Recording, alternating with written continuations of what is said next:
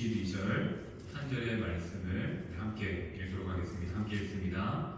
아담 안에서 모든 사람이 죽은 것 같이 그리스도 안에서 모든 사람이 삶을 얻으리라. 아멘. 네, 저희 계속해서 웨스트민스터 소교리 문답을 살펴보고 있습니다. 오늘 우리에게 주어진 말씀을 먼저 읽었죠. 오늘 말씀을 보면 아담이라는 사람을 통해서 모든 사람에게 죽음이 임했다라고 말하고, 또 그리스도라는 한 사람을 통하여서 모든 사람이 생명, 삶을 얻었다라고 말하고 있습니다. 이렇게 성경에는 대표되는 두 인물이 있죠. 실패의 대표가 되는 아담이라는 한 사람이 있고요. 그리고 하나님께서 새 사람 아담으로 주신 그리스도가 한 사람으로 우리 앞에 서 있습니다. 우리는 한 사람의 실패를 통해서 타락이라는 안타까운 상황 가운데 거했지만, 또 한 사람을 통하여서 그리스도 안에서 또 이전의 상태로, 생명의 상태로 돌려지는 은혜를 입게 되었습니다. 이렇게 오늘 대표되는 두 사람의 이야기를 통해서 대표성의 원리 안에서 오늘 주어진 내용들을 함께 살펴보고자 합니다. 소그리 문답 13문에서 19문은 타락의 의미와 결과에 대해서 말하고 있습니다.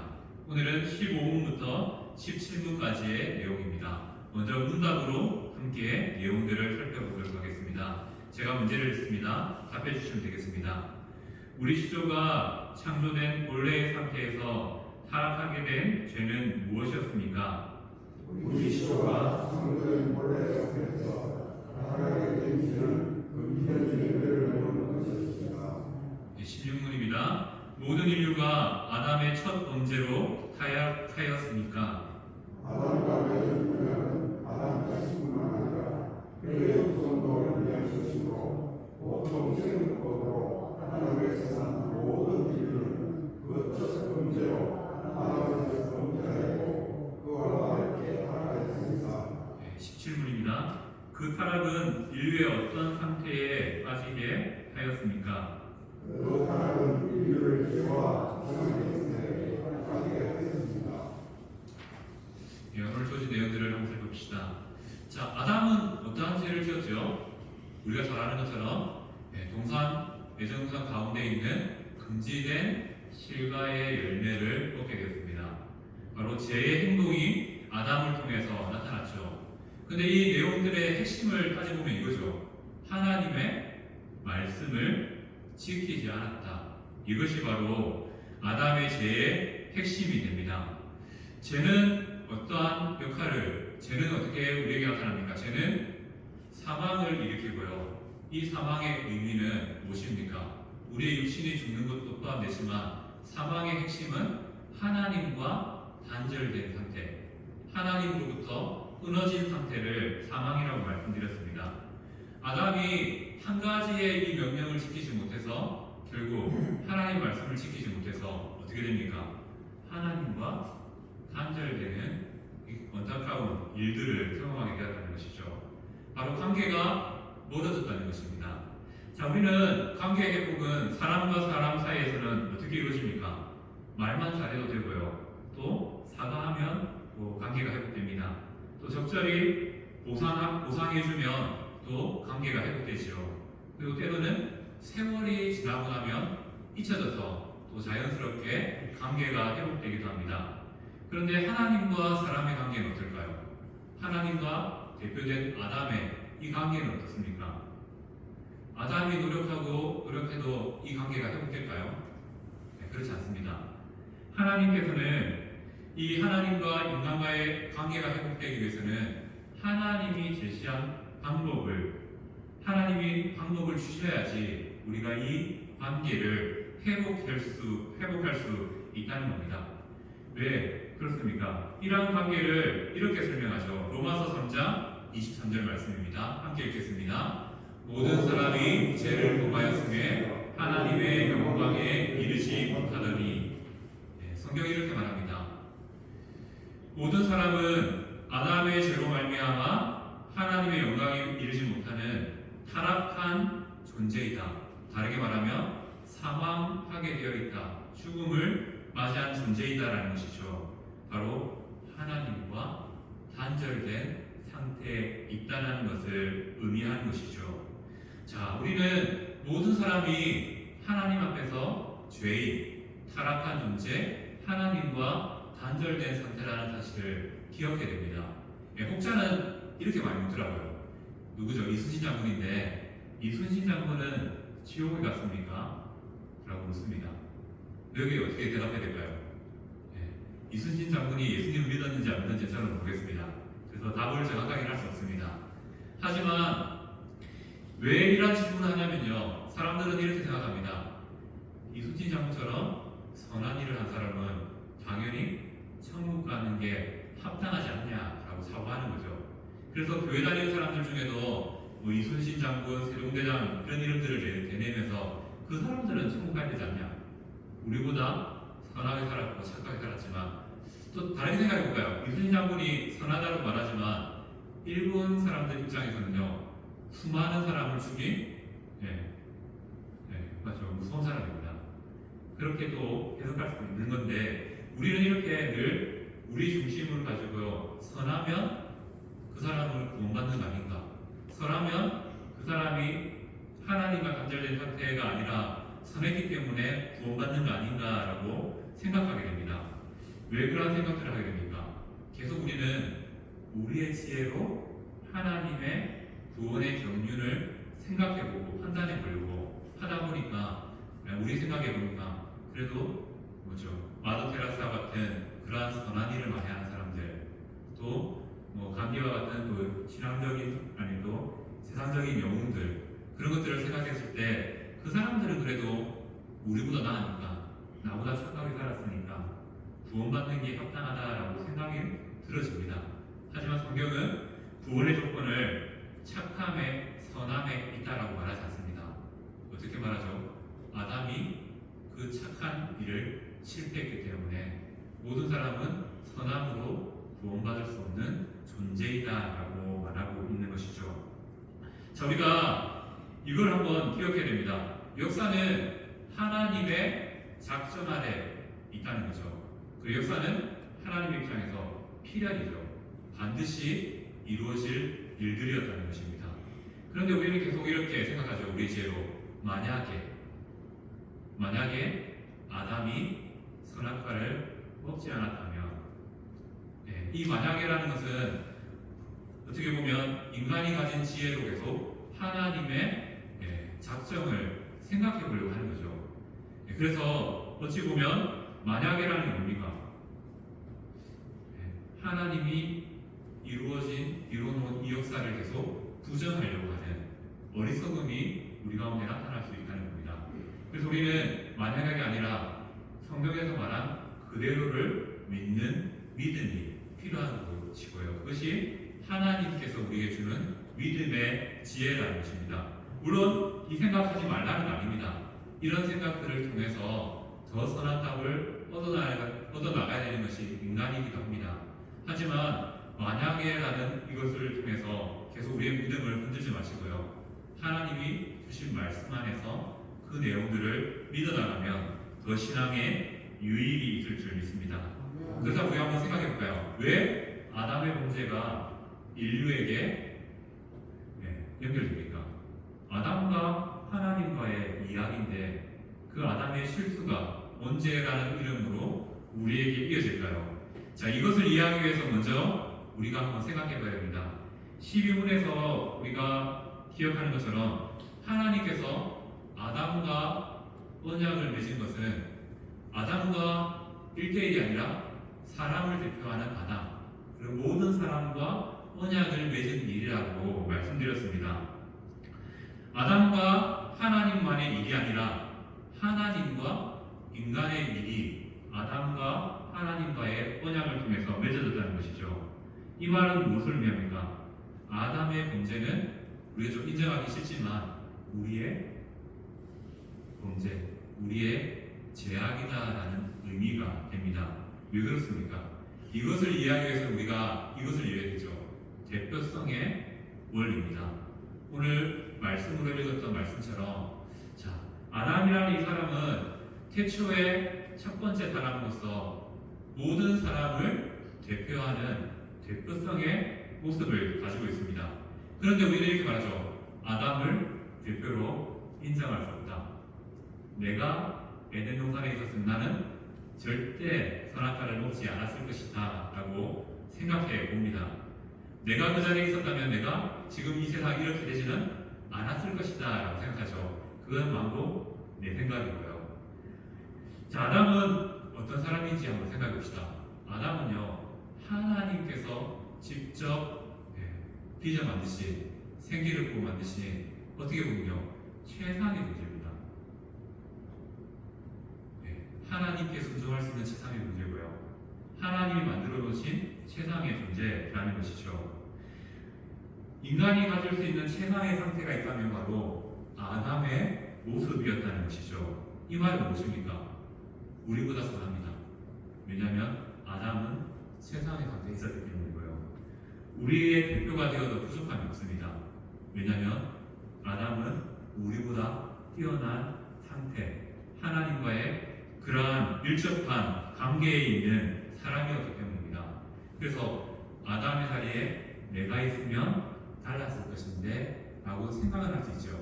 하지만 그 생각이 틀린 것은요, 내가 있었으면요 아담보다 더 빨리 선악과를 먹었을 것입니다. 그만큼 우리가 아담의 존재가 특별했다는 것, 그리고 아담이 특별한 존재로서 모든 사람을 대표하고 있다는 사실을 기억해야 된다는 것이죠. 이 대표성의 원리를 이렇게 한번 설명할 수 있을 것 같습니다. 나라에 왕이 있습니다. 맞죠? 자, 나라에 왕이 있었고 또 다른 나라에 왕이 있습니다. 두 나라가 만나서 왕끼리 협약을 맺습니다. 이렇게 하자, 이렇게 하자라고 협약을 맺습니다. 자, 왕과 왕이 맺은 언약이지만 왕이 맺은 언약은 그 나라 백성들이 당연하게 따라가야 될 일이 됩니다. 바로 대표가 한 약속이기 때문에 그 밑에 따르는 모든 사람들은 대표를 따를 의무가 있는 것이죠. 이와 마찬가지로 또 대표성의 원리를 이렇게도 이해해 볼 수 있을 것 같습니다. 제가 이제 미국으로 이민을 갑니다. 그리고 자연스럽게 우리 가정에 아이들이 태어납니다. 그러면 제가 미국의 국적을 취득합니다. 이민 가서 미국의 국적을 취득하는 겁니다. 그러면 자녀들은 자연스럽게 어느 나라 사람이 됩니까? 미국 사람이 됩니다. 맞죠? 미국 국적을 취득했기 때문에.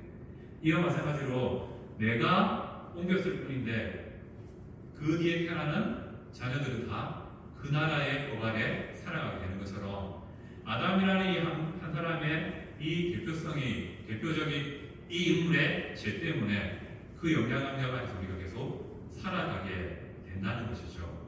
이것이 성경에서 말하는 대표성의 원리라는 겁니다. 로마서 5장 19절은 이 대표성의 원리를 이렇게 말씀하죠. 함께 읽겠습니다. 한 사람이 순종하지 아니함으로 많은 사람이 죄인 된 것 같이 한 사람이 순종하심으로 많은 사람이 의인이 되리라 라고 말합니다. 아담이 대표가 된다는 것은 또 다른 의미가 있습니다. 예수님도 우리의 대표가, 인간의 대표가 되신다는 의미가 있습니다. 이 부분은 좀 이따 다시 한번 설명하도록 하겠습니다. 아담이 먼저 죄인으로서의 우리의 대표가 된다는 것은 바로 우리에게 이러한 결과를 안겨줬다는 거죠. 아담의 죄는 생육법을 통하여서 원죄라는 이름으로 우리에게 이어졌습니다. 그래서 사람은 태어날 때부터 죄인으로 태어나는 것이죠. 죄악된 모습으로 살아갈 수밖에 없습니다. 이 죄악된 모습을 이렇게 설명하고 있습니다. 17문에 이렇게 말하죠. 자, 타락의 결과, 인간이 타락한 결과 어떻게 됐다고요? 죄와 비참의 상태에 빠지게 되었다라고 말합니다. 사람이 원래 어떻게 하나님께서 지어받았습니까?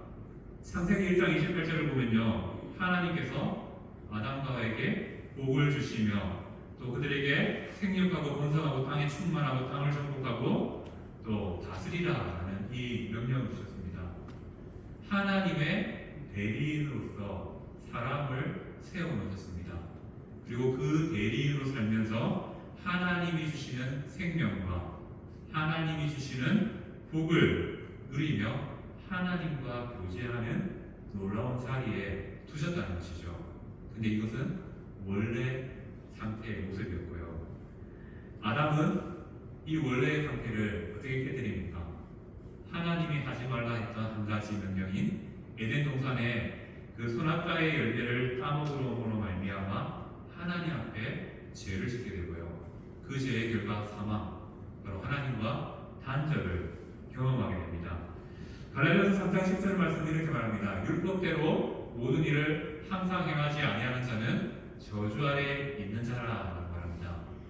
아담에게 주신 율법이 있다면 무엇입니까? 동산 가운데 있는 선악을 알게 하는 나무의 실과를 먹지 말라. 이 율법을 지키지 못했습니다. 결국 저주 아래 놓이게 되었죠. 그 저주가 무엇입니까? 사망입니다. 육신이 죽는 사망이기도 하지만 하나님과 단절된 상태, 그 상태를 유지하게 되었다는 것이죠. 이 사망은 바로 우리가 잘 아는 것처럼 로마서 6장 23절 말씀처럼 죄의 삭은 사망이다라고 말합니다. 결국 하나님 앞에 아담은 죄를 지음으로 말미암아 저주, 사망이라는 저주, 하나님과 단절된 상태에 이르게 되었다라고 말하는 것이죠. 그 상태가 우리에게도 이어진다는 겁니다. 우리가요 하나님을 찾지 않고 하나님을 믿지 않으면 우리 역시 하나님과 단절된 상태, 소원은 하고 있지만 실질적으로 하나님 앞에서는 사망이라는 선고를 받은 상태가 된다는 것이죠. 그 상태를 이렇게 설명합니다. 바로 타락한 우리의 상태, 죄의 결과로 우리의 상태를 죄의 상태라고 말하고요, 비참한 상태라고 말합니다. 죄와 비참을 설명할 수 있는 단어가 있다면 바로 사망입니다. 우리는 사망한 존재, 죽은 존재라는 겁니다. 다르게 설명하면 하나님과 단절된 상태라는 것이죠. 하나님과 단절되었기 때문에 저주 아래 있어서요, 하나님의 진노 아래 거한 상태라는 것을 의미하는 것입니다. 자, 우리가 하나님과 단절된 상태가 얼마나 비참하냐면요, 그 속에 하나님이 계시지 않습니다. 이것은 무슨 의미입니까? 우리가 생명을 얻을 길이, 소망이 없다는 것을 의미합니다. 바로 죄를 지은 우리의 상태는요, 하나님과 단절되어서 사망이라는 그 이름을 향하여 달려가는 아무런 소망도 희망도 없는 그런 상태가 된다는 것이죠. 그리고 그 죄의 결과로 나타난 일들이 무엇입니까? 우리가 영원히 에덴 동산에서 영원히 살았다면 우리가 이런 거 고민 안 해도 됩니다. 우리 안에 일어난 질병의 문제, 고통의 문제, 관계의 갈등의 문제, 또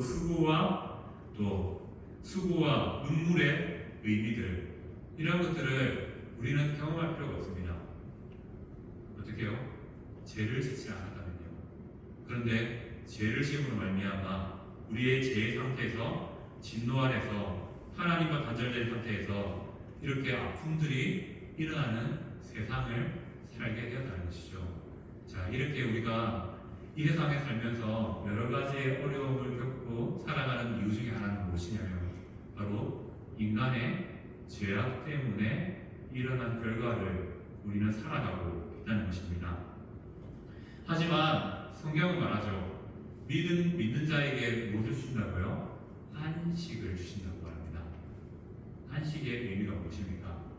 이 세상에요, 너무 힘든 것들 많아요. 우리를 고통스럽게 만들고 우리의 마음을 힘들게 만드는 일들이 너무 많습니다. 하지만 하나님께서 우리에게 구원으로, 믿음으로 말미암아 구원의 의미로 안식을 주신다는 것은 무엇입니까? 질병 끝, 고통 끝, 모든 고민이 끝나는 그날이 우리에게 구원의 선물로 주어진다라고 말씀하고 있습니다. 자, 그런 의미에서 한번 불교의 윤회를 한번 생각해 볼까요? 윤회에는 안식이 없습니다. 중간에 쉼이 없습니다. 계속 몰고 돕니다. 그 말은 뭡니까?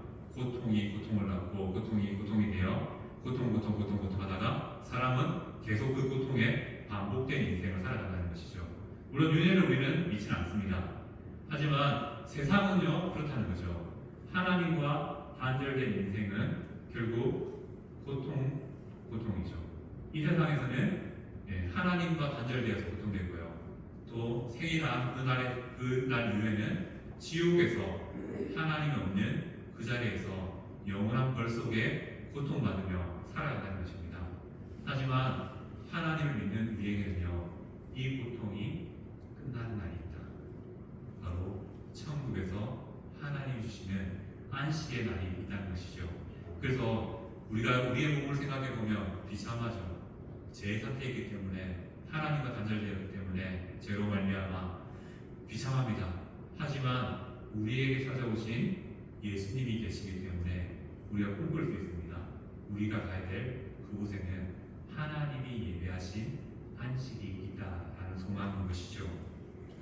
자, 우리가 이 내용처럼 우리의 죄악이 하나님과 우리의 사이를 갈라놓게 된다라는 사실을 늘 기억해야 됩니다. 자, 우리가 이 땅에서 그래도 좀 더 평안하게 살 수 있는 방법, 이 땅에서 하나님 주시는 위로를 받고 살아갈 수 있는 방법이 있다면 무엇입니까? 우리와 하나님 사이에 있는 이 죄악의 문제를 늘 해결하며 살아갈 때 하나님이 주시는 또 위로가 있을 수 있다는 것이죠. 왜 그렇습니까? 죄는 하나님과 우리의 사이를 멀어지게 만듭니다. 반대로 회개는요, 하나님과 우리 사이의 관계를 회복시킴으로 가까이 하게 된다는 것이죠. 그래서 하나님과 교제한다는 것을 무엇을 의미합니까? 바로 천국을 맛보며 살아갈 수 있다는 것이고요. 또 이 땅에서도 하나님이 주시는 안식을 누리며 살아갈 수 있다는 것을 의미하는 것이죠. 결국 죄의 문제는, 우리 안에 일어나는 죄의 문제는 단순한 실수로 생각할 수도 있겠지만 그게 아니라 하나님과의 관계의 문제이기 때문에 늘 깨어서 우리가 이 죄의 문제와 싸워야 된다는 사실을 기억하셨으면 좋겠습니다. 자, 오늘은 15문부터 17문까지의 소교리 문답을 통하여서 아담이라는 한 사람의 대표성의 원리에 대해서 한번 생각해 봤습니다. 아담이 집중되어서 우리가 보지 못한 것은 바로 예수님의 대표성의 원리 가운데 계신 예수님입니다. 오늘 말씀처럼 한 사람으로 말미암아 죄가 들어와서 우리가 사망의 상태에 이르게 되었습니다. 죄와 비참한 상태, 하나님과 단절되어서 평안을 꿈꿀 수 없고 소망을 꿈꿀 수 없던 그러한 상태에 있었습니다. 하지만 하나님께서는 우리에게 찾아와 주셔서 믿음을 주심으로 말미암아 하나님과의 무너진 관계를 회복시켜 주셨습니다. 그리고 그 관계로 말미암아 우리에게 이 땅에서의 안식을 허락해 주셨다는 것이죠. 하나님과의 관계가요 깊어지면 그 안식의 기쁨, 관계의 기쁨이 우리 삶에 나타나 이 땅을 살아갈 수 있는 소망과 힘으로 나타날 줄 믿습니다. 그 기쁨의 은혜가 우리 오늘 이 시간 함께 이 이야기들을 나누어 들은 성도들의 삶 가운데 나타나기를 소망합니다.